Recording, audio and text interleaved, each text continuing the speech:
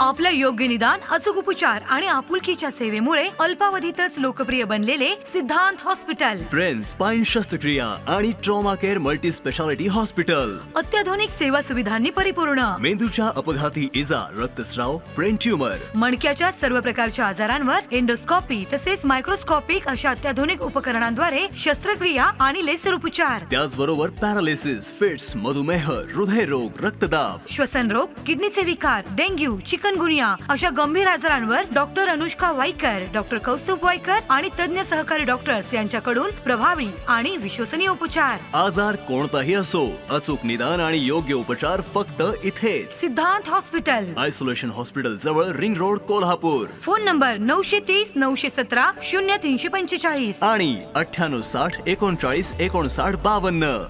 नेहमीच सामाजिक उपक्रम राबवणारी संस्था म्हणजे रोटरीच्या वतीनं पुन्हा एकदा महत्त्वपूर्ण निर्णय घेण्यात आलाय. रोटरीच्या कार्डियक ॲम्ब्युलन्सचं 25 मार्चला लोकार्पण होणार आहे. कुडाळ येथील पत्रकार परिषदेत ही माहिती देण्यात आली आहे.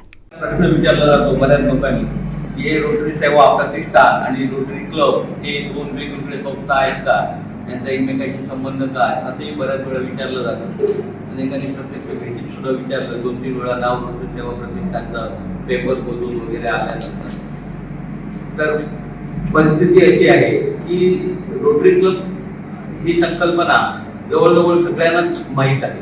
आता कुणाला रोटरी क्लब नवीन राहिलेला नाही.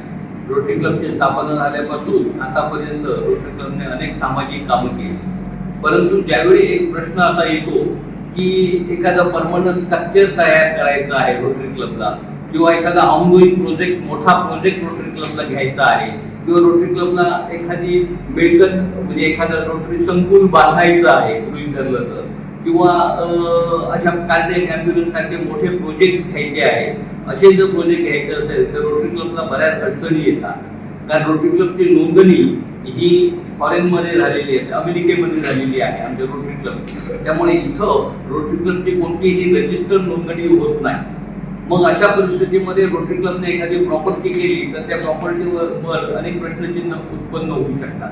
म्हणून अगदी रोटरी क्लबच्या आदेशाप्रमाणे किंवा रोटरी क्लबला संलग्न असा एखादा ट्रस्ट असावा अशी लक्षात ठेवून प्रत्येक देशामध्ये अशा प्रकारचे रोटरी क्लबला संलग्न ट्रस्ट निर्माण करण्यात आले.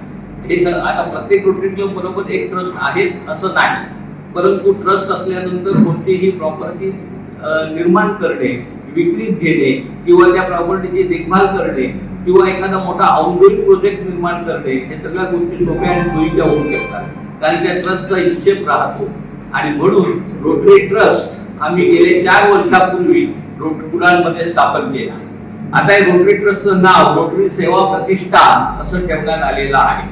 असा ट्रस्ट सामाजिक संस्थांचा, अनेक सामाजिक संस्थांचा आहे. जसा कुडाळमध्ये लायन्स क्लबचा सुद्धा लायन्स संकुल किंवा लायन्स ट्रस्ट आहे, तसाच हा रोटरी सेवा प्रतिष्ठान आपण स्थापन केलेला आहे. यामुळे आपल्या रोटरी क्लब रोटरी सेवा प्रतिष्ठान आणि रोटरी क्लब हे दोन वेगवेगळे नाहीये. रोटरीच्या सभासदच रोटरी सेवा प्रतिष्ठानचे सभासद असणार आणि त्यामुळे एकत्रितपणे हे काम करणं सोपं जातं.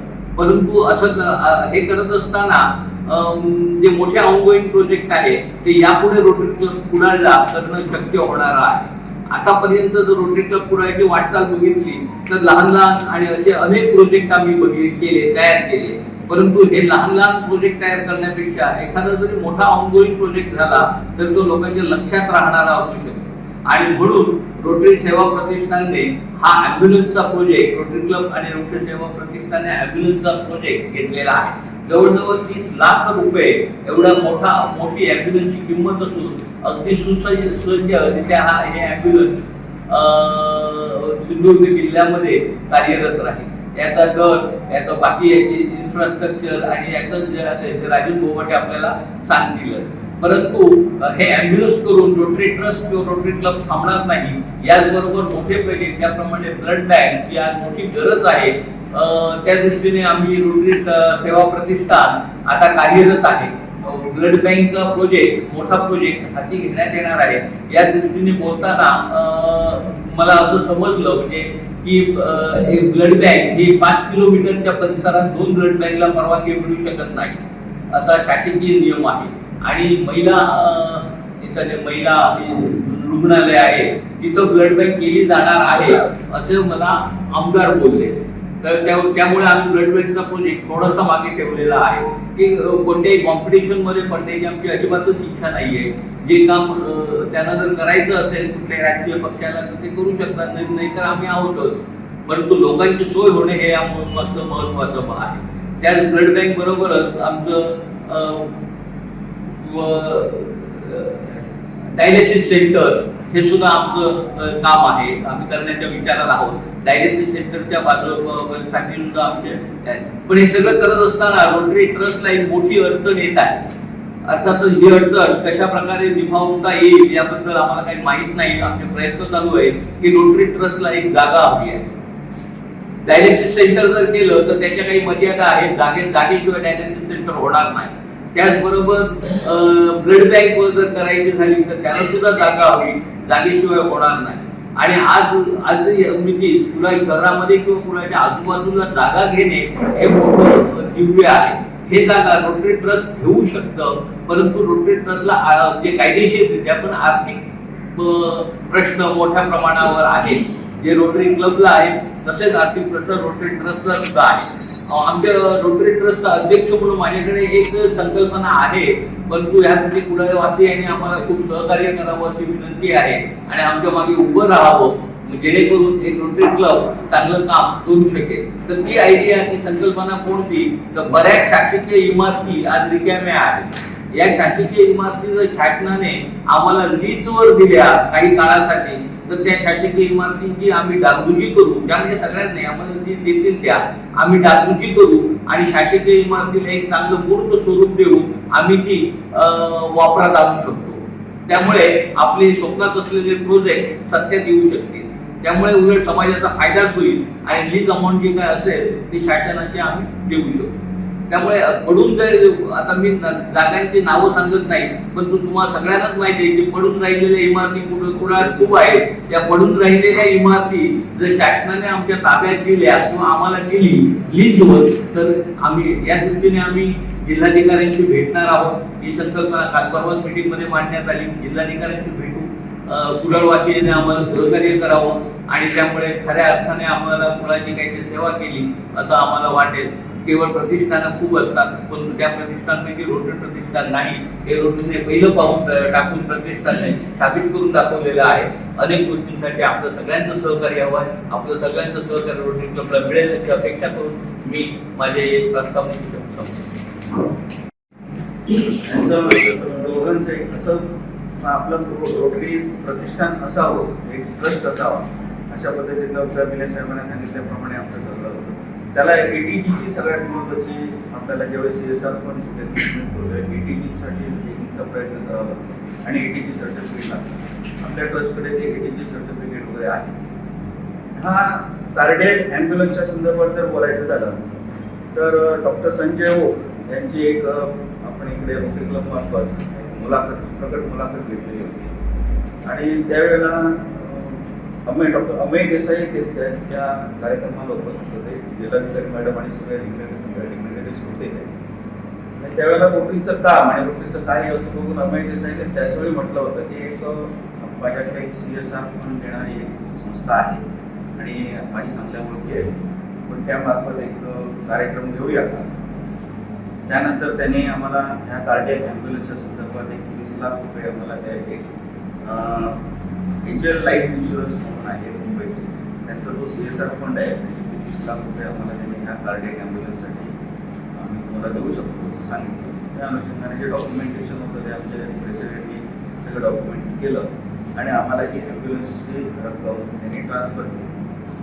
त्यानंतर सगळ्यात ॲम्ब्युलन्सची गरज म्हणजे आम्ही त्यांना सांगितलं होतं ज्यावेळी कोविडची जी परिस्थिती होती त्यावेळी कोविडची परिस्थिती होती, जिल्ह्यात आपल्या कार्डियक ॲम्ब्युलन्स नव्हत्या.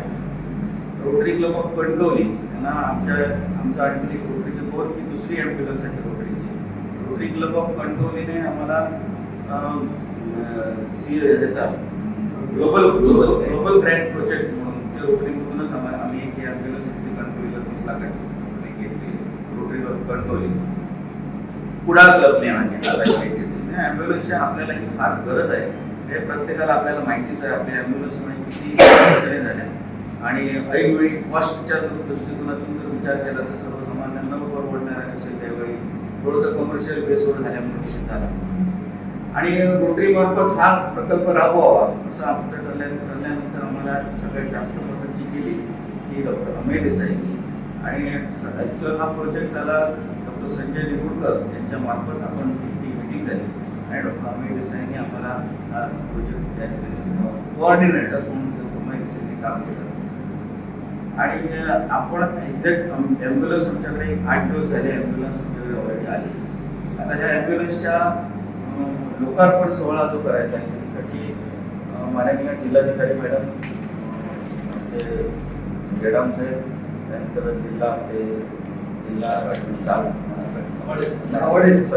दाभाडे साहेब जिल्हा शल्य चिकित्सक श्रीपाद पाटील साहेब आणि आमचे गोष्टीचे डिस्ट्रिक्ट गव्हर्नर गौरीश टोल हे आपल्याला प्रेझेंटली उपस्थित होते आणि ऑनलाईन आणखीन आपल्या डिग्नेटरीज काही आपल्याकडे टीव्हीच्या स्वरूपात त्या ठिकाणी उपस्थिती दाखवणार आहे. त्याच्यासमोर सुरेश प्रभू असतील, केंद्रीय भारती पवार आहेत, कदाचित देवेंद्र फडणवीस साहेब असतील, आपले खासदार साहेब असतील, म्हणजे अशा आमच्या एव्हीच जमातचा आणि कदाचित टीव्ही त्या ठिकाणी आपण टाकू या कार्यक्रमासाठी आणि चांगल्या पद्धतीत आपण ह्या राबवण्याचा प्रयत्न करणार आहोत. रोटरी मार्फत रोटरीचे उद्दिष्ट बघायचे गेले त्याने सांगितल्याप्रमाणे आमच्या रोटरीच्या डोक्यात जागा हा मेन प्रश्न आहे.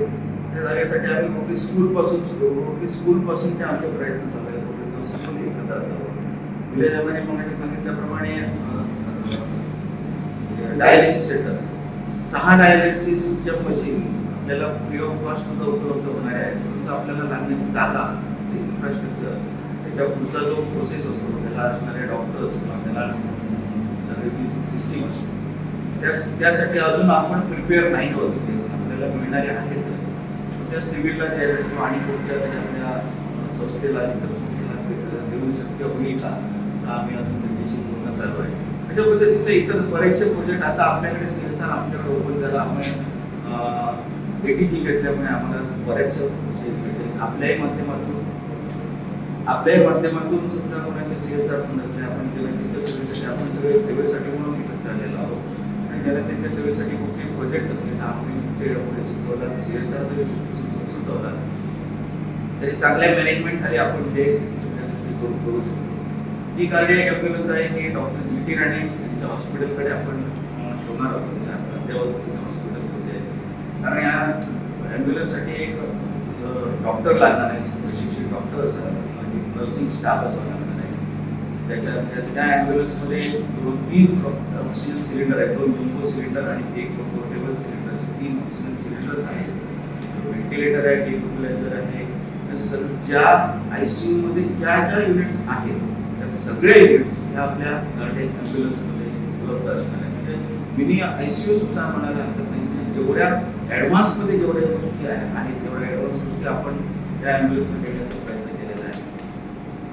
राहता राहिला त्या ॲम्ब्युलन्सची कॉस्ट ॲक्च्युअल डॉक्टरांची अपॉइंटमेंट, ड्रायव्हर, डॉक्टर आणि तो नर्सिंग स्टाफ यांची अपॉइंटमेंट अजून आपल्याकडे व्हायची आहे. ती थोडीशी कॅल्क्युलेट करून आपण निश्चितच बाकीच्या ज्या मार्केटमध्ये आहेत त्या निश्चितच आपण कमी झाल्या. आपल्याला हा जवळपास no लॉस या बेसवर चालवायचा आहे. परंतु डिझेल खर्च, मेंटेनन्स आणि हा जो मिनिमम चार्जेस आहे त्याचं थोडंसं अजून कॅल्क्युलेशन व्हायचं आहे डॉक्टरांची आपण तो झाल्यानंतर आपण तो क्लिअरली त्या परंतु आजही उद्यापासूनही तुमचा इमर्जन्सी लागली तरी ती डॉक्टर जी टी राणे हॉस्पिटलकडे आपल्याला ती उपलब्ध असेल. टोल फ्री नंबर वगैरे अजून त्या 2 दिवसात टोल फ्री नंबर आणि हॉस्पिटलचा नंबर त्या ठिकाणी उपलब्ध करू शकता. 25 तारखेला उद्घाटनाच्या दिवशी आपण तो बघू आणि आपलं सहकार्य आहेच आणि काही आपल्या सूचना असल्या सांगाव्या. पहिला अपडेट आणि पहिल्या बातमीसाठी सबस्क्राईब करा कोकणचं नंबर 1 महा चॅनल सिंधुदुर्ग लाईव्ह. लाईक करा, शेअर करा आणि हो बेल आयकॉनला क्लिक करायला विसरू नका.